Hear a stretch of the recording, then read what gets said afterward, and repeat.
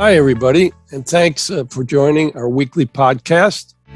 I'm Robin Lewis, founder and CEO of the Robin Report, which, by the way, is much more than just a daily report. It really is a knowledge platform from which we communicate thought leadership on various strategic topics through our reports, but also these podcasts, webinars, and hopefully live events in the near future. And along with our chief strategist, Shelley Kohan, also, by the way, a professor at FIT and Syracuse University, we welcome you to our conversation on the topic of the stores live on. Thank God. So, Shelley. I love that title. Yeah, I do too. So I'm going to start with a little bit of context leading into the early disruption and actually the fear of digital retail, the fear of it decimating the legacy brick and mortar industry. And it really all started in the early to mid 2000s, okay? Two geniuses, Steve Jobs and Jeff Bezos, Jobs launching the iPhone and Bezos launching Amazon. Anyway, both of these events were like a bomb dropping on the legacy retail industry. The immediate reaction, among the C-level suites and so forth, was that brick and mortar retailing would be decimated. And on the consumer side of these two events was the emergence of the now largest consumer cohort, millennials and Gen Zs, who were born with a smartphone embedded into their brains, so to speak. That's true. I know, it's amazing, but it is. Anyway, once the legacy guys, calmed down because they realized, hey, we could transform our models to also include e-commerce, essentially building what is now called omnichannel. And in fact, what they learned after not too long is that consumers who have more than one channel to shop, they will actually spend 3 to 5 times as much as one shopping on one channel. Well, they learned this, and as night follows day, the digital native brands, led by Amazon, of course, and now Warby Parker, Rent the Runway, and others have learned that not only is the omnichannel a bigger revenue stream, a necessity actually for more rapid growth and easier, less costly customer acquisition efforts, most are now pursuing physical stores, again, with Amazon leading the way. Also, instead of operating solely out of distribution centers, Amazon finally understood that its nemesis, Walmart, has a physical store on average within a 10-mile radius of 90% of the US population. And that local Walmart store and stores, which beats Amazon's so-called last mile delivery advantage. So Amazon is now aggressively expanding into brick and mortar retailing. As an aside, however, I'm not so sure if they're entering it right. In fact, they're closing bookstores, they're closing 4-star stores, pop-ups, and I read and understand they're struggling with Amazon style. So, everybody, all the Amazon lovers out there, these guys do not understand the art of retailing. Maybe the science, maybe they're techie. Anyway, that's a whole other subject. But so while, direct-to-consumer digital retailers learned they needed to add the physical store channel, and the legacy players learned that they needed the omnichannel. And of course, right in the middle of these transformations came the pandemic. Yeah. And of course, Shelley, the shutdowns of everything, especially the non-essential retailers. and the huge spike of online shopping at the expense of physical stores. It looked like, and a case could be made at the time, that the online steal of offline market share would just stick and continue. Again, digital killing physical caused by the pandemic. Well, Shelley, as you know, it didn't. It didn't kill brick and mortar. So can you give us, I know you did some research on this, some opening data and perspective on why physical stores are coming back, maybe stronger than ever? Sure, would love to do that. It's so funny looking back at the early 2000 time period. I gave countless talks and speeches with the title, Brick and Mortar is Not Dead. Brick and Mortar is Not Dead.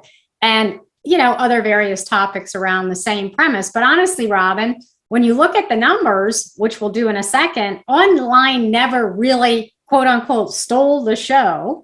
So I know how much you love history lessons and even statistics. A big fan of all the statistics as well. So let me share a few with everyone. So in 2000, so I'm going back 22 years, online non-store sales were about 5.6% of total sales.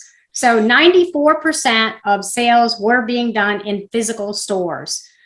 Retail sales were about 3.3 trillion back then. Fast forward to 2021, and digital online sales are 14.2% of total sales, which are now about 7.4 trillion. So 86% of sales today are being done in physical retail stores. So when you look at that percentage shift, that 8 percentage point shift over 2 decades, that's not exactly stealing the show. That's right. So, and the growth over time, when you look at the time period over the last, 2 decades, the growth was not immediate. From 2006 to 2014, there were these incremental growths of 0.3, 0.5, 0.3. So online sales were under 9%, and they ranged from 6.7 to 9%. The growth really started to accelerate in 2015 to 2018, with online sales becoming 9.6% to 11.7% of total retail sales. So in 2019, pre-pandemic, online sales actually made a big jump to 12.8%, almost a full percentage point. And during the pandemic, of course, with all the shift and the closing of the essential retailers, and even the non-essential retailers really up in the game with curbside pickup and buy online, pick up in store, online sales became 15.6% of total retail sales. That was the largest jump in the history of online sales. It jumped 2.8 percentage points as a total to total retail sales. Now, everyone's disappointed that online sales dropped in 2021 as a percent of sales down to 14.2%. Well, yeah, thank you for all that information. And if I followed all those numbers correctly, while online digital sales have been growing over time, as you say, but brick and mortar has not lost its predominant revenue position for retail sales. And February and March of this year, non-store sales dropped 0.5 percentage point as a percent to total sales. March non-store sales were 13.3% of total sales. But do you have any data that tells us about the growth of the physical stores? We know the discount stores, including off-price, the dollar stores, all of these downstream value sectors, so forth, have hugely increased their presence, while, of course, the department stores, JCPenney, Macy's, and so forth, have retracted a bit over the past few years. And the pandemic certainly impacted both of those sectors. Yeah. Yeah, and the digital natives are adding specialty stores, like crazy. 3 examples: Allbirds, Fabletics, and of course Warby Parker continues. Of course, the jury's still out on a lot of those. And on the other hand, some of the major legacy players in the specialty area, like, Ascena, Gap, Pier 1, J. Crew, and others, other specialty chains, have ended up down the wrong path, right? Right. But then there are other specialty chains like Ulta Beauty who continue to build new stores. So I'm guessing it's kind of a break even in the specialty sector. And for the department stores and traditional big box stores, it seems to be simply shifting to more of a, reinvented store experience. Anyway, for the year of 2021, there were slightly more openings than closings. And I mean slightly. Coresight, for example, tallies for the full year of 2021, showing that openings of 5,048 stores outpaced closures, which were 4,975, in a post-pandemic year marked by actually strong consumer demand and very few retail bankruptcies. Well, I did do a quick analysis by retail segment, and you were spot on, Robin. Looking back at 2000 and just kind of doing a comparison of 2000 to 2021 and what has changed. Retail sales are up 128%. So that's just in terms of sheer numbers, going from 3.3 trillion to 7.5 trillion. Really remarkable for sure. When you look at the business as a percent to total, the specialty stores are essentially flat. So you called that one, Robin. Apparel and accessories back in 2000 were about 5% of total retail sales. And in 2021, they were 4%. So they went down a little bit in 2021. Grocery is also flat, ranging between 11 to 12% of total retail sales. However, there's been three major big shifts, with online being only one of those major shifts. So while everyone's focused on the growth of online and digital, the discount store sector has grown tremendously, both in terms of volume and number of stores. Yes. Second major shift. Yeah, big time. Yeah, exactly. The business went from 5% of total sales in 2000 to 9% of total sales in 2021, and essentially is taking market share away from department stores and some from specialty stores. The discount sector has the second highest growth rate at 75%, comparing 2000 to 2021.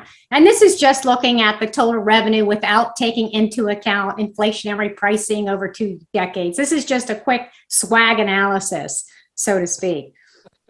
Yes, I think the swag is called a scientific wild ass guess. Very good, Shelley. It is, but I did put some numbers to that wild guessing for sure. Get this, Robin. Online sales picked up 83% over the past 2 decades. And as noted before, the percent of total sales went from 5.5 to 14.2%. So the third major shift that happens in the retail landscape is department stores. So back in 2000, the department store segment represented 7% of total sales. And today it's down to 2%. So that's a huge shift downward. Department store category is down 68% when you're looking at just the whole numbers from 2000 to 2021 in terms of sales. So the other thing to keep in mind when looking at the sectors, the way the U.S. Census Bureau looks at the sectors, let's take Walmart or Target as an example. Their growth is kind of in 2 buckets. Part of their growth is in the general merchandise bucket of discount stores, and the other part of the growth is in the online bucket. So my point being is that the real growth, which we actually can't measure, is the omni-channel sales growth. So we know that multi-channel, just having multiple channels and doing commerce in multiple channels, we know that customers will spend 3 times as much as a single channel retailer, as you mentioned in your opening.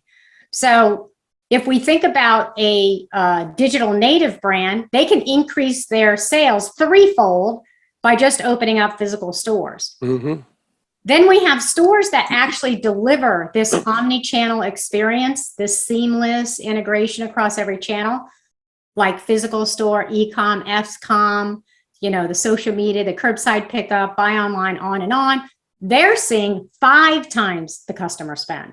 Oh, wow. Wow. Well, it's clear to me that retailers, including direct to consumer and the digital natives that are opening physical stores alongside the more traditional retailers, value the physical store environment for a branding message, okay, which best portrays the unique value proposition of the brand. And tracking data by Coresight Research, it shows that U.S. retailers announced just 1,384 store closures, compared with a whopping 3,694 openings as of April 1st. And in a recent NBC report, it stated that UBS is now projecting between 40,000 to 50,000 stores closing over the next 5 years. That's down from the 80,000 closures it previously forecasted. Wow, that's a big drop in forecast Yep. for that. I distinctly remember Brian Cornell back in 2012, or it might have been 2013. He was saying that when they began kind of piloting curbside pickup, they were initially fearful, and they actually had been warned by all the retail pundits that the curbside pickup is actually going to take away from sales from the store. But what they found was that actually the curbside pickup increased visitor frequency. There were more visits because curbside pickup was so convenient, and it actually drove deeper loyalty with their customers. So they continued to invest heavily into a digital transformation. And well, Robin, you know how this story goes. They were one of the best to pivot during the pandemic. Yeah, the very best. I mean, incredible what they've done. So, Shelley, you're spot on once again. The hybrid shopping model is key for retailers today. And the physical store is at the center of the equation. And while many retailers and news reports are showing a disappointment in online sales compared to the pandemic year, I kind of look at sales volume increases for the retail titans of Amazon, Walmart, and Target, and of a combined hybrid shopping model, okay? A click and collect increased 104% in 2020 and will go from $73 billion to over $154 billion in 3 years. Wow. And here's a stat for you, Shelley, the stat woman. According to eMarketer, collectively, click and collect represents 40.1% of e-commerce sales in the U.S. among these 7 multi-channel retailers. Pull your pen and pencils out. Here are the 7: Lowe's, Home Depot, Best Buy, Target, Walmart, Macy's, and Nordstrom. 40.1% collectively. And there you have it. Hybrid shopping is the future of retail. Well, I certainly think the curbside is going to continue to grow. And it also solves 2 of the major issues around e-com businesses or the direct-to-consumer model. Issue 1 for e-com business is pure cost. The cost of shipping, the cost of returns. We can have another whole podcast on this topic. Yeah. And we actually touched upon a little about this in our Returns Have a Silver Lining with Apris Retail a couple weeks ago. This is a huge issue and concern with e-com only retailers or online marketplaces. All retailers are feeling the pinch with costs, and online returns cost retailers on average 21% of their order value. 21% of their order value. Wow. So the second issue that curbside also helps with is sustainability.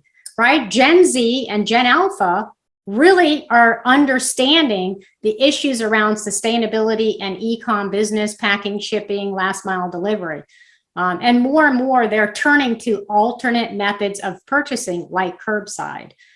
And just to add another point to curbside, Target just announced recently that it's going to start accepting returns through its drive-up curbside service. Wow. So the bottom line is, you and I, Robin, we said in our past podcast that the online growth trajectory was not going to stay at the same rate post-pandemic. Right. We knew that. Yes, some behaviors from the pandemic did stick, like streaming broadcast shows, working from home, digital payments, mobile purchasing. All these shifts in behavior, though, solve a customer or worker pain point. So, for example, if you talk about streaming digital content, it solves a major pain point. You get commercial-free, curated content, not to mention not having to deal with a cable company. I don't know anybody that ever said to me, I love my cable company. I love talking to my cable company. You know, that's why streaming stuck post-pandemic.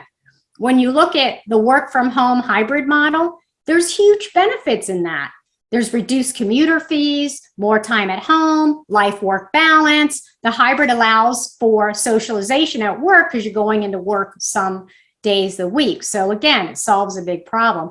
And of course, mobile payments finally making a difference, solving a pain point, making payments easier, especially those that are integrated into apps. But when you look at online shopping, it doesn't solve a pain point. Yes, I get it's more convenient in many cases, which is why it'll continue to be important aspect of the consumer's lives. But online shopping really doesn't mirror up to the experience of actually going in and shopping in a store, that physical store experience. The best part about shopping in brick and mortar stores are it provides opportunities for discovery, experience, socialization, instant gratification. These are really hard to replicate online, although many retailers are trying using AI, VR. Shelley, you just nailed it, okay? And you really did. Discovery, kind of a treasure hunt, a social experience, instant gratification, seeing and touching the product. And by the way, as you know, one of the Robin Report innovators, Pather AI technology, tracks consumer behavior while shopping in the store. And their data actually informs retailers about consumer dwell times, which in turn informs store layout, as well as where products should be placed, for best customer engagement, and many other data points enhancing the customer experience. So Shelley, the store lives on. Yes, it does. For our listeners, you can find more of our podcast on Apple, Spotify, Buzzsprout, and therobinreport.com. Please look for us on YouTube. We started broadcasting our podcast on YouTube as well. And please follow us on social media, link in with us, and follow us on Twitter for the latest thoughts about the industry. And I want to thank everybody once again for joining us. And as I always request, if any of you have topics that you've been thinking about that you would love Shelley and I to cover, we'd be very happy to do that. All you need to do is send me an email at robin@therobinreport.com. And thank you all once again.